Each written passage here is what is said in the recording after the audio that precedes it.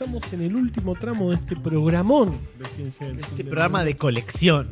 Este es un Ciencia del Fin del Mundo para Como coleccionar. todos. Sí. Y de hecho Está están especialmente coleccionados. curado. Están coleccionados curados y seleccionados en nuestro canal de YouTube. ¿Cómo Y es de nuestro Spotify. canal de YouTube? youtube.com/ciencia No es así. Es Sí, boludo. ciencia-bajo. Mirá. Pero sí, o sea, si escribí youtube.com/ciencia del fin del A mundo ver. sin el arroba. Vamos a probarlo en vivo. En vivo. Esto es televisión, ¿verdad? Mirá. Sí, igual la gente no lo está viendo. No. ¡Oh! Para los que no Igual están viendo, que falta son la el contrastación. 99% de la humanidad, pueden probarlo. Dice error 404, no sé por qué siempre dicen ese número, not found. Poné Y hay el un arroba. mono vamos a con una hacer- lupa que dice, busca bien, hermano. Ahora vamos a ponerlo con el arroba. Ay, del casito. Y va a aparecer un cartel que dice Carva, te cabió. Y ahí está el canal de Ciencia del Fin del Mundo transmitiendo en directo. Wow. Y así damos paso a la columna porque tenemos poco tiempo. Muy poco tiempo. Muy poco tiempo. Bien. Vos querías ir directamente a la columna. Yo Sí. puedo hablar 3 horas sin decir nada. Bueno, saben que nuestro país, Argentina, en este momento está en un conflicto diplomático gratis, ¿Vos qué básicamente. pensás de eso? A ver, yo estoy en contra de los dos. Porque no voy a defender a un país que es una monarquía como institución, ¿no? Digamos, si bien creo que en el debate en sí realmente tienen más razón ellos. En fin, no pienso nada más. Creo que es un problema interno de la Argentina tener un presidente que va voluntariamente a pelearse con otros presidentes del mundo a cambio de nada, además. O sea, no es que está dando una lucha en algún sentido, Sí, ¿no? sí. Como ya hizo con tantos otros, con Petro, con China, con Lula. No es el primer caso. No. Pero Y bueno, no va a esto ser el último. No va a ser. me recordó lo que decía un profesor mío de historia, que ahora no recuerdo su nombre, que es que Qué ofensa. estudiar, creo que fue Hellman, un gran historiador que falleció hace unos pocos años, que decía que había que estudiar España para entender también la Argentina, porque es parte, ¿no?, de la historia de nuestro país por el pasado colonial. No por reivindicarlo, todo lo contrario, sino porque es parte, que hay que entenderlo. Sí. En ese pasado colonial, y hablando de la actualidad también, ocupaba un rol muy importante la Casa de Borbón, la casa gobernante de la monarquía, ¿no? Digamos, si bien, bueno, es el poder que tiene hoy es un poco más limitado. Y los Borbones tienen una cualidad muy interesante que es la, podríamos decir en términos psicoanalíticos, la resiliencia, que es la de volver una y otra vez al poder a pesar de ser echados y resistir básicamente todo. Así que vamos a hablar de las restauraciones borbónicas. ¡Wow! Este debe ser el primer programa de radio de la historia que hace una columna sobre las restauraciones borbónicas. Sí. ¿Para cuántas son? 3. Ah, bueno. Bastante Es bastante igual, ¿eh? Sí, sí, Lo sí. primero que debemos decir es que los Borbones llegan gracias a un evento que hablamos en la que fue mi primer columna Primera. hecha por mí en Ciencia del Fin del Mundo, que fue la de Carlos II, el hechizado. Sí. Carlos II era Columnón. el rey de España, de la Casa de Borbón, que de tanto cruce endogámico era infértil. Motivo que... El hechizado es el mejor apodo que no, pueda el recibir. mejor apodo de un rey es Pipino el Breve, padre de Carlos Magno. Sí, está bien. Pero está ahí, Pero igual. el está ahí. hechizado, soy el hechizado, papá. Y aparte escribía el hechizado. Igual no escribía, no podía ni hacer comer, nada. no podía ni cerrar la boca. No podía ni ser breve. Bueno. Entonces, bueno, Carlos II deja en su testamento, como no podía tener hijos, que él fallaba a favor de un familiar que tenía, digamos, como que lo nombraba heredero, que era de la casa de los Borbones, o sea, que los Borbones vienen de Francia. Y bueno, se arma una guerra civil entre el heredero que él elige de la casa de Borbón y los Habsburgo, que decían, no, pará, loco, nosotros somos familiares, Claro, por aparte, otro lado. ahí está, Tenemos a Carlos II en imagen. Con cara de... Y ese es un retrato hecho por un pintor. Claro. No tengamos en cuenta eso, Claro, ¿no? es el O pintor sea, al que le pagaron para que hiciera el retrato. podía ser, o sea, no podemos chequear. No, y El aparte, dibujo. obvio, ¿sabes? Si me pintan a mí, me hace una cosa perfecta. O sea, esa Sería es la como, mejor. como la inteligencia artificial del día de hoy, Claro. ¿no? Que te hace sin papada, te Claro, hace... sí, sí, sí. Bien. sí, sí. Esta es la mejor foto de Es Carlos. así que en el año 1700 entonces los Borbones, desplazando con este conflicto gracias a el testamento de Carlos II, llegan al poder en España. Hasta 1714 van a estar en guerra y su primer rey fue Felipe V, que gobernó en 2 periodos. En el medio abdicó para que gobierne su hijo, falleció su hijo, volvió al poder y en total gobernó 45 años y 3 días, siendo el rey español que más tiempo gobernó. Y entonces me generó la intriga. Dije, ¿y cuál fue el rey que más tiempo gobernó en la historia de todos los reinos? La Isabel. Bueno, depende cómo lo tomemos. Si lo tomamos desde el momento en que formalmente es rey, es Luis XIV, con 72 años y 110 días. Pero El 72 problema años para... reinando. Exactamente. Bueno, el tema es que no es que nació rey, pero nació en 1638 y a la edad de 5 años ya fue nombrado rey. No. El tema es que fue rey efectivamente, o sea, sin necesidad de un consejo de regencia que esté en su nombre, recién a partir de 1661, cuando cumplió la mayoría de edad. Con lo cual, si tomamos el mandato efectivo, ahí sí, la reina que más, o rey que más tiempo gobernó es Isabel De rey. II, con 70 años y 214 días. Fu. Bien, entonces paja. esta primera etapa de Ah. los Borbones tuvo 6 monarcas, comenzando por este Felipe V. Y el último fue uno que tiene mucho que ver con la historia de la Argentina, de lo que después iba a ser Argentina en aquel momento, que es Fernando VII, Claro. quien fue destronado por los franceses que impusieron a José Bonaparte, hermano de Napoleón Bonaparte, quien gobernó entre los años 1808 y 1813, periodo que los españoles llaman, muy loco porque es en la misma época que nosotros hablamos de la guerra de independencia, ellos lo llaman la guerra de independencia, esa guerra. Ah, Bueno, en 1813 Napoleón José cae y se restaura el poder de los Borbones y Fernando pero ya VII habían perdido un montón de. Ya vuelve se habían independizado. y gobierna hasta 1833.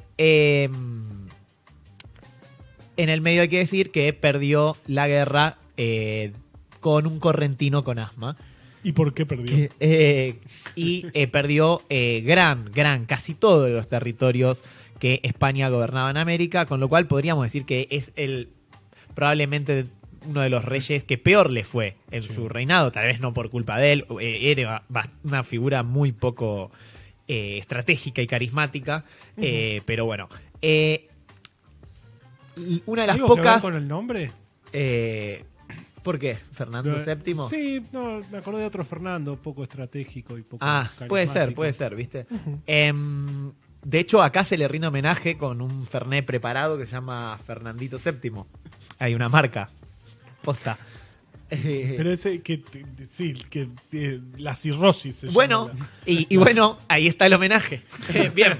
En 1833, entonces, pasa a gobernar una de las pocas mujeres que fueron gobernantes. De hecho, la única de la Casa de Borbón. Isabel que es II. Isabel II de España, muy ¿Viste bien. cómo sé? La próxima vez que leas mis apuntes, te cobro Pensando derechos de en mi autor. computadora.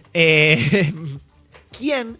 Esto es muy interesante. Fue destronada en el año 1868 por una revolución, quitando por segunda vez entonces a los Borbones del poder. Esta revolución es muy interesante, pues es una revolución que abre un periodo de 6 años del primer proceso democrático o pseudo democrático en España, donde primero se instala una monarquía parlamentaria con un rey que es Amadeo I de la Casa de Saboya, o sea que venía de Italia. Y ¿Por qué? bueno, un qué? acuerdo político. Ma perché? Y en el año 1873 hay como una nueva revolución dentro de la revolución y se forma la Primer República Española, Primera. una de las pocas repúblicas que existían en el mundo. De hecho, en Europa había solamente 2 en aquel momento, Francia y España. Mira. Muy interesante. 1873, la primera. ¿Cuánto dura la Primera República Española? Bueno, Primera. un año. Bueno. Y ahí es cuando por segunda vez vuelven nuestros ¿Por tercera? amigos. Segunda. Ah, O sea, bueno, fue la muy primera vez chiquita llegaron. Ah, la ok, primera vez ok. llegaron. la Esta es la segunda el segundo restauración. retorno. Que este periodo se le llama, de hecho, la restauración borbónica. O sea, como cuando se dice la restauración sin aclarar cuál es este. Es la segunda. Es la segunda, no sé por qué. Pero bueno, Isabel II se había exiliado en París. Y Ninguna boluda. en 1870 había renunciado al reclamo del trono, porque evidentemente su figura era una figura que generaba mucha polémica, y abdica en favor de su hijo Alfonso de Borbón. Todos se llaman o Alfonso, o Juan, o Carlos, o Juan Carlos, o Juan Alfonso, etc. Y en diciembre de 1874, un general, Arsenio Martínez Campos, hace una suerte de golpe de Estado contra la República que lo que logra es reinstalar a los Borbones en el Y poder. poner a Alfonso. Exactamente. Pone a Eso Alfonso, no lo leí, ¿eh? que asume con el nombre dinástico de Alfonso XII, Oh. y que en 1876 se va a instalar una constitución, que duró 47 años, siendo la constitución más longeva de la historia española, y que es una constitución que daba una monarquía parlamentaria. Es muy loco porque esta constitución, para conformarla, se hace como un congreso que básicamente vota a favor de una constitución ya escrita, pero lo loco es que se llama por única vez a elecciones de sufragio universal, Mira. donde hubo un masivo fraude, como en todas las elecciones que iba a haber. A partir de ahí las elecciones iban a ser cuando el rey, en general, o cada 2 años, o cuando el rey, digamos, como disuelva el gobierno, porque esta constitución, si bien era una monarquía parlamentaria, le daba al rey el poder de veto sobre lo que decían las cortes, que sería como el nombre que en España históricamente tuvo lo que sería el poder legislativo, y el rey podía disolver el gobierno y llamar a unas elecciones que eran con sufragio restringido, excepto por esa primera vez. Ok. En 1886 pasa un hecho insólito en la historia de las monarquías mundiales, que es que Alfonso XIII, a ver si logran deducir qué es lo que pasó. Alfonso XIII, hijo de Alfonso XII, Sí. lógicamente, asume el trono el 17 de mayo de 1886. Ahora yo les pregunto, ¿qué día nació Alfonso XIII? Y la respuesta es el 17 de mayo de 1886. Entonces les pregunto, ¿cómo puede haber sido posible esto? ¿Qué pasó en el medio? A ver si se les ocurre. No, pará. Decime de nuevo. O sea, nació el 17 de mayo de 1886 Sí. y asumió el trono el 17 de mayo de 1886. ¿Se murió su padre ese día? No, murió el padre con la madre ya embarazada. Ah, ¿y qué momento? No, y aparte difícil hay ese algo embarazo. tremendo, que no sabían si era un varón. Ah, Entonces, hasta que nació, hubo una rosca tremenda. claro, no había ecografías en ese momento. No, Y además. hace muy poco hay Sí, sí, ecografías. pero igual también podían hacer es varón. Sí, es varón. Es varón. Igual sabemos si el que nació fue varón o nació. Es varón. Hay una. No, Ah, Alfonso escúchame, XIII había una mina que paría conejo. Que, Vivió muchos años, así que podemos chequear. Pero por ahí tenían un. Claro, por ahí tenían un container varón, lleno de Uno guardado varones. ahí por las dudas, lo cambiaron Lo iban rápido. sacando como los. Sí, Bueno, puede ser. Es el único caso en la historia de la humanidad. de la humanidad y de la galaxia, de hecho. Sí. No sabemos si del universo, pero sí de la galaxia. Así todo, obviamente, se imaginarán que cuando nació no ejerció personalmente el ejercicio de gobierno. Sí lo hizo a partir de 1902 con unos jovencísimos 16 años. Menos que otros Esos son, reyes. para mí son los peores. Bueno, le fue bastante mal, porque de hecho, igual hay que decir, España ya le venía yendo muy mal en estos años de este periodo de restauración borbónica. En el medio, el Consejo de Regencia, que lo reemplazaba a él, Regencia. y las cortes, que gobernaban juntas, ¿no? El rey, que en este caso era reemplazado por un bebé, consejo. boludo, que no sé qué dice. Y las cortes, que como que cogobernaban, presenciaron el año que es conocido en España como el desastre del 98, que no es por el Mundial 98, sino 100 años antes. ¿Quién ganó el Mundial 98? Francia. Le ganó 3-0 a Brasil en la final. Sí, con el gol Zidane. que erró Ronaldo, que estaba muy mal, ¿no? Había tenido convulsiones antes del partido. Creo que sí. España en el año 1898 pierde sus últimas colonias. Cuba, Puerto Rico, Filipinas y una isla llamada Guam, que eran las últimas posesiones que le quedaban a España fuera del continente europeo, o sea, fuera de España y el territorio de Marruecos que gobernaba, ¿no? Que era una parte española y otra parte francesa. Lo loco es que España, que pierde en manos de los Estados Unidos estas colonias, no solamente que pierde estas colonias, sino que hace un acuerdo para cederle al Imperio Alemán, le vende al Imperio Alemán unos últimos archipiélagos, el archipiélago de las Marianas, Palaos, Hermoso. que es un país independiente hace no muchos años, y las Carolinas, a cambio de 25 millones de pesetas o 17 millones de marcos alemanes. Porque España no las podía defender. Entonces, antes de que las conquisten los norteamericanos, que los estaban haciendo mierda, Vieron bien igual. se las vende. Pero es rarísimo. Es rarísimo. Bueno, en el gobierno ya, Alfonso XIII hace algo rarísimo, que es que en 1923 apoya un golpe de Estado contra las Cortes, que es la famosa dictadura de Primo de Rivera. Esta dictadura fue tan desprestigiado el poder del rey, gracias al apoyo que hizo a esta dictadura, que en 1931 se convocan unas elecciones que terminan siendo como una suerte de plebiscito para que sí o no la monarquía. Ganan los partidos republicanos y se forma la Segunda República Española, y al igual que su no sé qué abuela, creo que bisabuela, su abuela, Isabel II, huye a París. Igual que ella. ¿Y a Portugal no se fueron? En un momento se van a Portugal. Pero bueno, entonces... Pues en Portugal también estaba ¿cómo se llama? El gobierno novo. Pero eso es bastante después. ¿Esto en qué año estamos? 1931. Es cierto. Bueno, a ver. Estado novo. Y se abre el proceso de la tercera restauración borbónica y la última. O sea, suelten. ¿Para cuándo se abrió el...? Bueno, en el 31 huye. Y acá se viene un proceso largo. Este fue el más largo. Fue la vez que más tiempo... Pero la historia es una locura. Pará, el 31 tenía ni 50 años. 40 y pico de años. Sí, igual no. Alfonso XIII no va a volver a gobernar nunca. Bueno, a ver. La Guerra Civil Española termina en 1939 con el triunfo de las tropas franquistas. Francisco Franco es el nuevo presidente de facto, el dictador de España, pero si bien los monárquicos apoyaron a Franco, no reinstaura la monarquía Franco. Sino que, de hecho, ni siquiera se llamaba Reino de España, se llamaba España, a secas. No era ni una república, como que había un problema ahí que no podía, porque medio que él quería ser rey, pero no podía porque no era de sangre real, ¿no?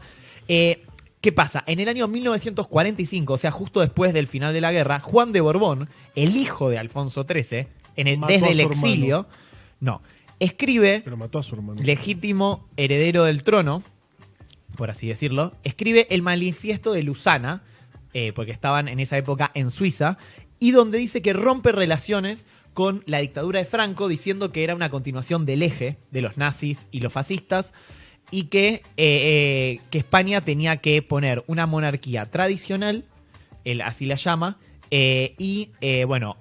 abrirse en un proceso democrático en los parámetros que el rey podía entender como democrático. Por lo menos con una constitución, propone una suerte de monarquía parlamentaria. Y le da bastante duro a Franco. Le da fuerte, y esto obviamente genera una crisis política. De hecho, en 1947, Franco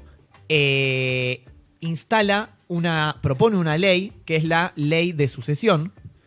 Esta ley de sucesión lo que plantea es que Francisco Franco va a designar antes de morir quién va a ser su sucesor, que puede ser un rey o una persona.